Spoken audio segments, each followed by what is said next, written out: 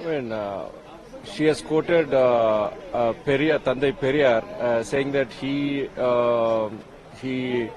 demeaned the Tamil language. Periyar never ever demeaned Tamil language.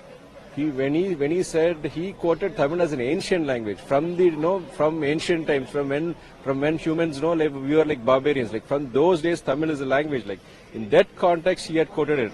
He never demeaned Tamil language, and nobody can question Periyar's love and sacrifice for the Tamil society, be it the language, be it the social justice movement.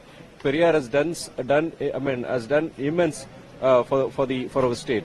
Our finance minister, Mrs. Nirmala Sitharaman, she is a senior politician. She's the finance minister of the country. She is well aware of this fact. She must be surely aware of this fact. But she is trying to politicize the issue, and Tamil Nadu and India expects much more from a senior minister like her.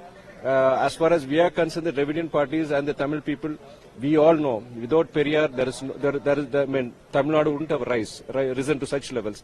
It is because of Periyar, the social justice movement, and because of the social justice movement, Tamil Nadu has prospered. Why Tamil Nadu ranks higher than the northern states is because of the social justice movement. And Periyar is the founder of the social justice movement in Tamil Nadu. வணக்கத்திற்குரிய நம்முடைய நிதியமைச்சர் நிர்மலா சீதாராமன் அம்மையார் அவர்கள் பெரியாரை பற்றிய சில கருத்துக்களை கூறியிருக்கின்றார். அவர் ஒரு மூத்த அமைச்சர்.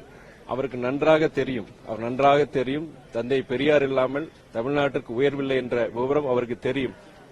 தந்தை பெரியார் மற்றும் அவருடைய சமூக நீதியின் அடிப்படையில் தான் தமிழ்நாடு இன்னைக்கு வளர்ந்திருக்கின்றது. அவர் ஒரு பெண்கள் விடுதலைக்கும் பெண்கள் இன்னையுடைய வளர்ச்சிக்கும் முக்கியமாக பங்கு வகித்தவர் தந்தை பெரியார். அதனால்தான் அவருக்கு ஈவி ராமசாமி நாயக்கரை பெரியார் என்ற அந்த பட்டம் கொடுத்ததே பெண்கள் தான்.